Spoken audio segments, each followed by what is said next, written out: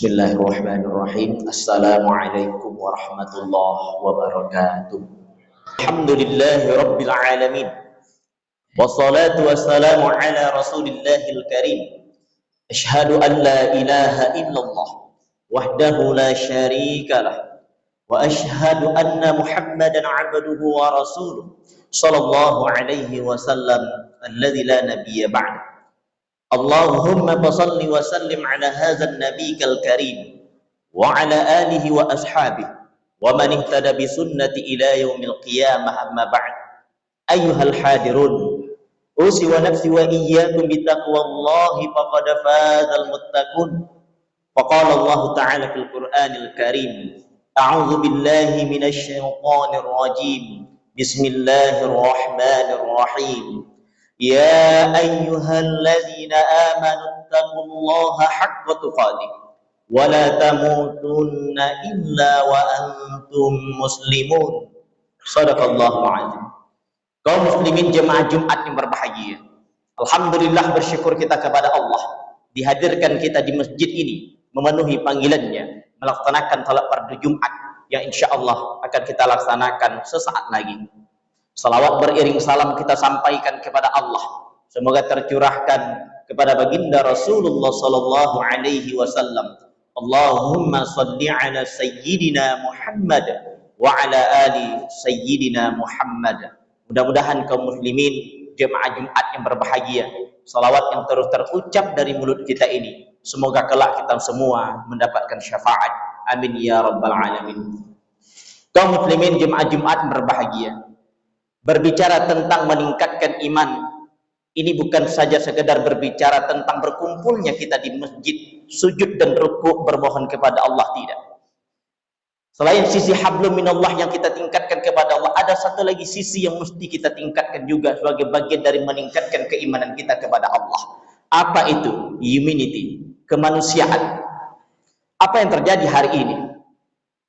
Kalau kita mau baca berita update per hari ini, Kementerian Kesehatan Gaza atau Palestina telah mengumumkan kepada dunia, bagian selatan dari Gaza atau Palestina telah dihancurkan oleh Israel. Dan dalam 1 minggu ini, bagian utara pun mulai dihancurkan. Kalau kita baca berita yang update hari ini, sudah 35.000 jiwa yang dibunuh sejak 7 Oktober 2023 serangan itu dilancarkan. Yang luka-luka kalau kita baca lagi, itu tembus 80.000 jiwa. Jangan bayangkan luka-lukanya seperti lecet di tangan, lecet di kaki, tidak. Ada yang kepalanya sobek, tangannya putus. Bahkan air mata kita tak henti-hentinya mengalir saat menengok video yang terus berulang terjadi dan setiap hari berubah-ubah korbannya. Seorang ibu dioperasi melahirkannya, tapi tidak digunakan alat bius. Bayangkan betapa sakitnya. Seorang anak diamputasi kakinya tanpa obat bius, bayangkan betapa sakitnya. Seperti itu luka-luka yang terjadi hari ini. Bangunan yang dihancurkan tembus 80.000 lebih bangunan yang telah dihancurkan, fasilitas umum, fasilitas publik. Afrika Selatan 2 bulan yang lalu mengajukan kepada ICJ, International Court of Justice, pengadilan internasional yang berada di Den Haag, Belanda. Ini yang sudah tewas sudah 30.000, kata Afrika Selatan. Mereka mengajukan kepada pengadilan internasional untuk diputus agar Israel telah melakukan genosida. Itu tuntutan yang dilakukan oleh Afrika Selatan. Ini sudah genosida, penghancuran, pembunuhan satu etnis, satu bangsa secara masif. Dan hari ini sudah tembus 35.000 jiwa beberapa hari yang lalu. Tapi sayang, pengadilan internasional tidak memutuskan itu genosida. Putusan itu mengeluarkan diminta kepada Israel agar jangan sampai terjadi genosida. Siapa lagi yang bisa kita percaya? Pengadilan apa lagi yang bisa kita percaya? Kalaulah bukan karena Tuhan yang kita sembah dengan yang mereka sembah pada hari ini adalah sama. Hari ini kita salat Jumat menghadap Tuhan yang sama dengan yang mereka sembah. Al-Quran yang kita baca sama dengan yang mereka baca. Arah kiblat kita sama dengannya. Tak lagi bisa kita percaya kepada manusia yang tak seiman dengan kita. United Nations, PBB, tak ada lagi bisa diharapkan bagaikan macan tak bergigi. Sudah 35.000 jiwa. Sampai malam tadi serangan masih dilakukan di wilayah Rafah yang hampir 100.000 lebih tenda bangunan untuk para pengungsi didirikan di situ. Dan satu-satunya akses agar orang Palestina bisa keluar untuk menengok dunia yang luas ini adalah Rafah. Satu-satunya perbatasan darat yang mereka miliki dengan Mesir. Itu pun akan dihancurkan oleh Israel. Dunia masih bungkam.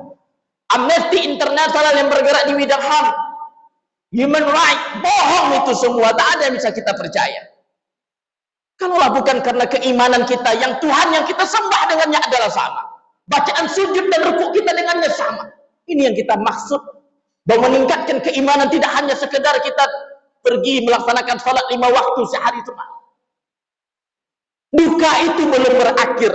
Sebab darah itu masih mengalir. Kaum muslimin jemaah Jumat yang berbahagia. Apakah kuat Yahudi itu, Ustaz? Kuat. Berapa jumlah Yahudi itu di dunia, Ustaz? Kok bisa kuat dia? Kalau kita tengok Google hari ini, yang ada di HP kita, yang bisa kita akses masing-masing. Google berapa jumlah Yahudi di dunia? Google akan menjawab jumlahnya 15 juta. Hanya 15 juta jumlah Yahudi di dunia. 7,5 juta hidup di Israel. 5,5 juta hidup di Amerika. Sisanya 2 juta tersebar di belahan bumi ini. Poinnya mereka 15 juta. Lalu kita tanya Google, berapa jumlah kami umat Islam ini? Yang bungkam di dunia ini berapa jumlah kami? Kata Google, jumlah kalian 2 miliar di dunia ini. La ilaha illallah Muhammadar Rasulullah. Jumlah kita 2 miliar. Umat Islam di dunia ini 2 miliar. 1/8-nya hidup di Indonesia. Lebih kurang 250 juta jiwa dari 2 miliar itu. Tapi bisa dibuat bungkam. Harusnya 15 juta perang lawan 2 miliar, menang 2 miliar. Tapi fakta yang kita tengok, 2 miliar dibuat bungkam dan diam. Kaum muslimin jemaah Jumat yang berbahagia. Apakah banyaknya kita seperti ramalan Nabi di masa lalu? Bagaikan sampah, kata Nabi. Suatu ketika Nabi mengatakan di hadapan para sahabatnya, di akhir zaman nanti, kata Nabi, umatku itu banyak umatku, tapi dia menjadi santapan orang kiri dan kanan.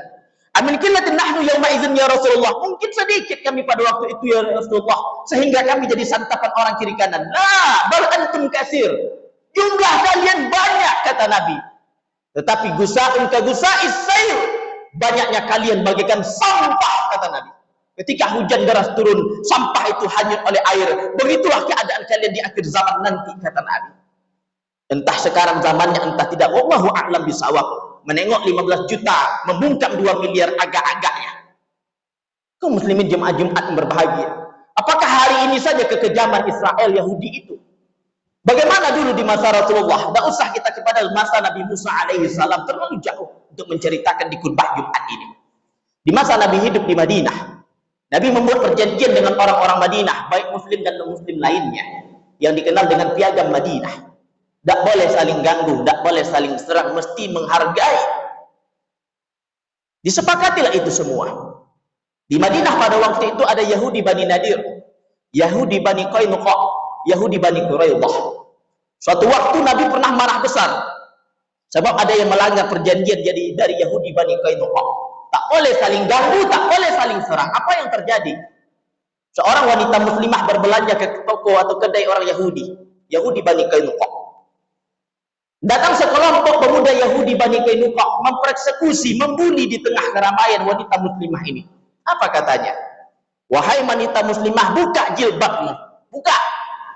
Wanita muslimah ini menolak jilbabnya dibuka. Bersebab karena dia menolak, seorang akhirnya ujung kainnya bagian belakang diikatkan ke salah satu tiang. Memberontak wanita muslimah ini, apalah daya seorang wanita muslimah dari kerumunan pemuda-pemuda Yahudi, dia pun tersungkur. Peristiwa itu ditengok oleh seorang pemuda Islam, pemuda muslim menengok peristiwa itu. Apalah daya, dia hanya sendiri, Yahudi banyak. Ketika dia menolong, pemuda ini pun mati dikeroyok. Begitulah yang terjadi hari ini. Yahudi yang jumlahnya 7,5 juta di Israel, 15 juta di dunia, kenapa bisa bertahan menyerang Palestina? Sebab Palestina sedang dikeroyok. 7 Oktober Amerika telah mengirim 2.000 tentara lengkap dengan kapal induk. Di atas kapal induk ada jet tempur, telah mendarat di Laut Mediterania sejak tanggal 7 Oktober itu.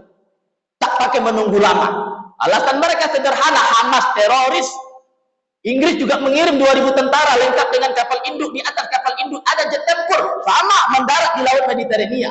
Perancis juga mengirim 2.000 tentara. Di mana 2 miliar umat Islam itu? Muslimin jemaah Jumat yang berbahagia. Sampai berita itu kepada Rasulullah. Ya Rasulullah, seorang pemuda Muslim dibunuh oleh pemuda Yahudi. Bagaimana bisa? Bukankah ada perjanjian Piagam Madinah? Wanita muslimah sedang berbelanja dan dipersekusi, suruh buka jilbab, dia menolak. Karena bersabab dia menolak itu, ya Rasulullah, ujung kainnya bagian belakang diikat dan dia tersungkur, ditolong oleh pemuda muslim ini, ya Rasulullah. Apa daya dia sendiri, dia pun mati dikeroyok, ya Rasulullah. Kaum muslimin jemaah Jumat berbahagia. Para sahabat pada waktu itu mengira Nabi akan berkata, kita berdoa saja kepada Allah dulu, sebab jumlah kita masih sedikit. Ternyata jawaban Rasulullah di luar dugaan para sahabat. Rasul mengerti apa yang dia ucapkan. La dawalud dunya ahwan 'inda Allah min qatli rajulin mu'min bi ghairi haqqin. Dunia ini hancur lebur, kata Nabi, jauh lebih mudah di sisi Allah ketimbang tumpahnya darah seorang muslim, tapi tumpahnya tidak dengan cara yang hak. Rasul marah. Rasul sadar pasukan Islam sangat sedikit. Apa kata Rasulullah? Siapkan 10.000 orang yang mau bertempur di jalan Allah. Siapkan dan kumpulkan umat Islam yang mau mati di jalan Allah. Terkumpul 10.000 pasukan. Pasukan itu adalah pasukan yang siap mati. Apa yang terjadi? Jumlah memang sedikit, tapi mental siap mati yang telah disiapkan oleh Rasulullah. 15 hari pertempuran Bani Qainuqa tak diberi ampun, karena mereka yang memulai tumpahnya darah seorang muslim. 15 hari pertempuran itu dikepung Yahudi Bani Qainuqa oleh 10.000 pasukan yang siap mati itu. Sejarah mencatat, terusirlah Bani Qainuqa dari kota Madinah. Nabi bila menyangkut dirinya, beliau tak marah. Sejarah bukankah menceritakan kepada kita, ada orang Yahudi meludahi Nabi. Setiap kali Nabi lewat, tampak olehnya lewat Nabi menuju masjid, diludahi oleh Yahudi itu. Nabi tak pernah balas ludahan itu. Tak sekalipun Nabi membalas ludah, bahkan marah pun tidak Nabi kepada Yahudi yang meludahinya, karena menyangkut dirinya. Sakit Yahudi yang meludahi itu, Nabi orang pertama datang menjenguknya, membawa oleh-oleh, membawa buah tangan. Menengok akhlak Rasulullah seperti itu baiknya. Apa kata Yahudi? Dia yang selalu keludahi, ketika aku sakit dia yang pertama menjengukku. Asyhadu an la ilaha illallah wa asyhadu anna Muhammadar Rasulullah. Ini adalah jawaban bagi orang-orang liberal yang mengatakan Islam tersebar karena pedang. Tidak, Islam banyak tersebar karena akhlak Rasulullah. Suatu ketika Nabi jalan bersama istrinya Aisyah. Ketika Nabi jalan bersama Aisyah, jumpa orang Yahudi. Orang Yahudi ini tidak bilang assalamu alayka ya Muhammad. Dia bilang assalamu alayka Muhammad, mati kamu ya Muhammad, mati. Aisyah menengok suaminya disumpahi-sumpahi di depan umum. Aisyah tak terima. Ibunda kita Ummul Mukminin Aisyah radhiyallahu taala anha tak terima Rasulullah dihina dan dimaki di tengah umum. Seorang wanita lah namanya, walaupun istri Rasulullah. Sumpahan itu dia balas 6 kali. Assalamu alayka wa la'natullah, assalamu alayka wa la'natullah, assalamu alayka wa la'natullah. Kamu yang mati dan laknat Allah, kamu yang mati dan laknat Allah, kamu yang mati dan laknat Allah. Tapi Rasul senyum.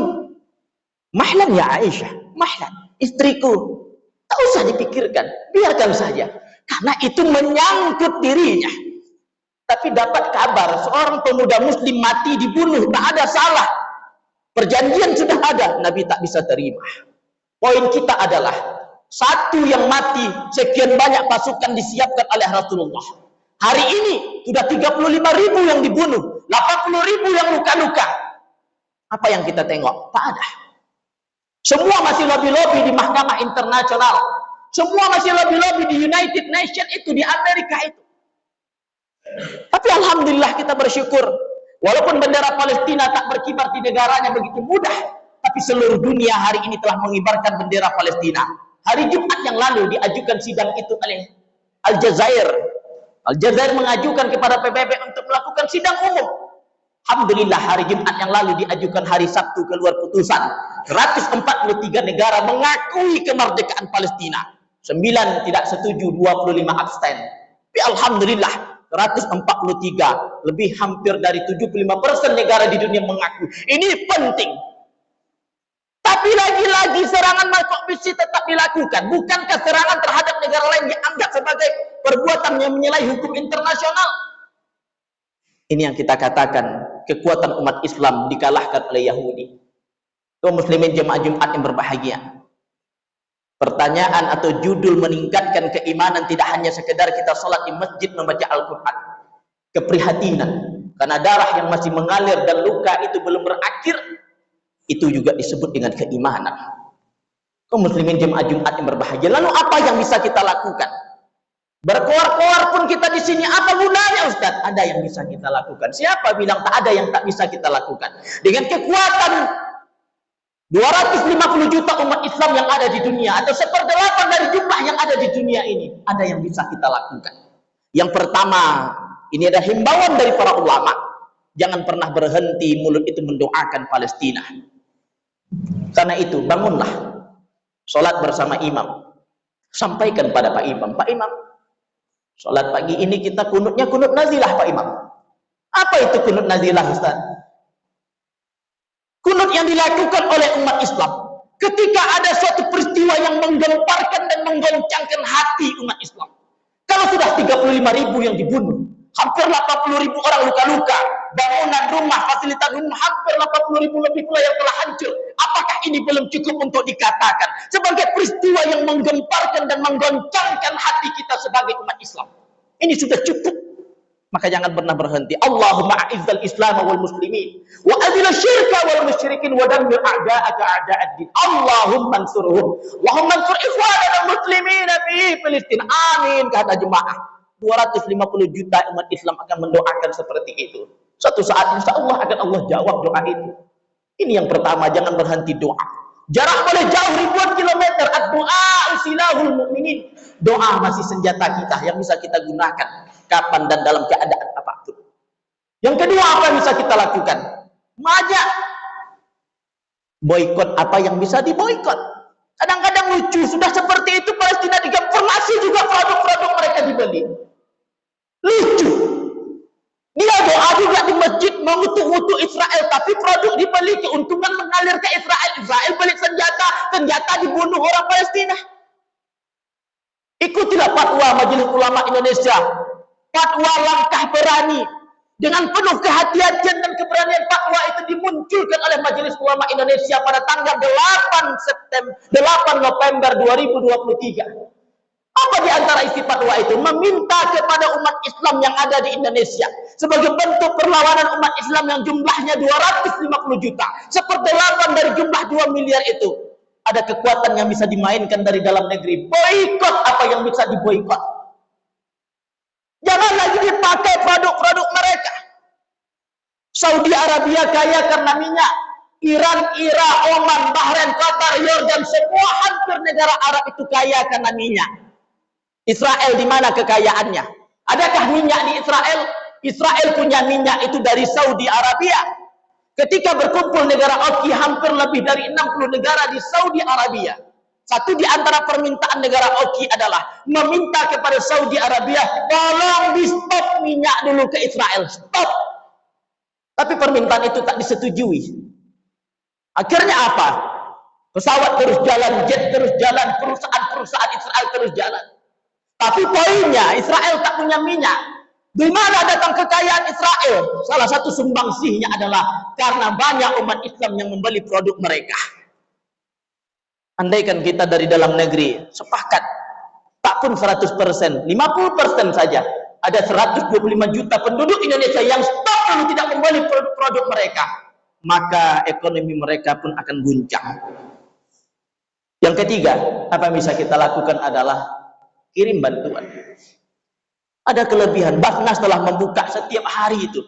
Siapapun yang ingin mengirim bantuan ke Palestina, dibuka oleh Basnas. Darat tak lagi bisa masuk sekarang, karena Rafah lagi digempur. Alhamdulillah bantuan udara, walaupun macam binatang orang Israel, orang Palestina dibuat. Bantuan diturunkan dari pesawat Hercules, orang kemudian di bawah menunggu. Lalu enak aja ada seorang pengamat di televisi berkata, kenapa kita mesti memberi perhatian dan bantuan kepada Palestina yang dari dulu mereka tak mau? Yang dari dulu mereka dengan Israel berperang terus. Masih banyak persoalan dalam negeri kita yang membutuhkan bantuan. Dalam negeri kita dulu prioritaskan. Kata sang pengamat. Ini pengamat seperti ini, buzzer. Barangkali juga ada di tempat kita. Dia lupa konstitusi negara kita.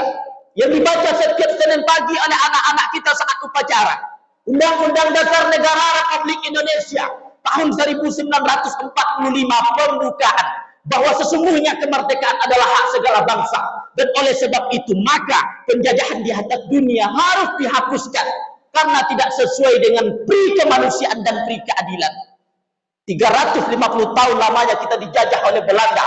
3,5 tahun kita dijajah oleh Jepang. Indonesia telah merasakan betapa pedih dan menderitanya hidup di bawah penjajahan.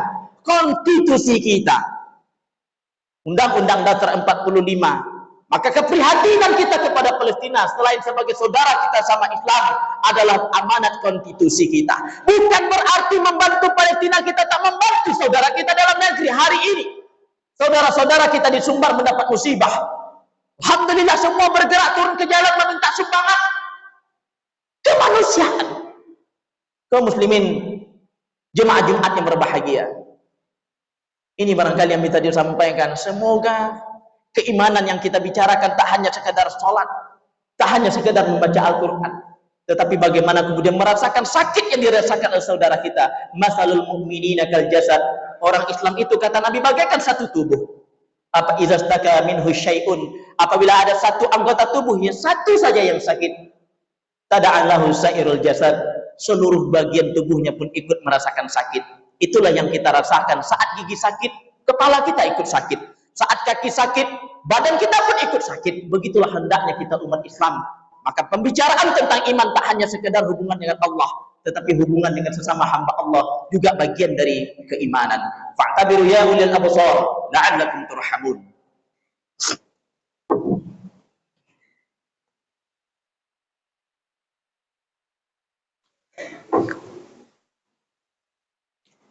Innal hamdalillah nahmaduhu wa nasta'inuhu wa nastaghfiruh wa na'udzu billahi min syururi anfusina wa min sayyiati a'malina. May yahdihillahu fala mudilla lahu wa may yudlilhu falan tajida lahu waliyyan mursyida.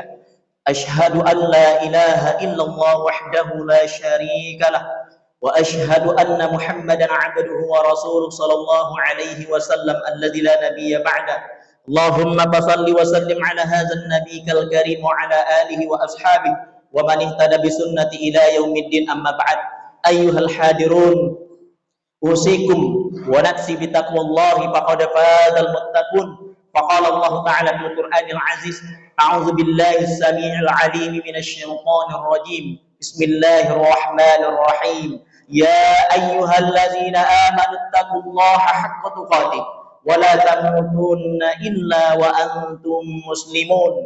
Shadaqallahu 'azim. Innallaha wa malaikatahu yusalluna 'alan nabi ya ayyuhalladzina amanu sallu 'alaihi wa sallimu taslima.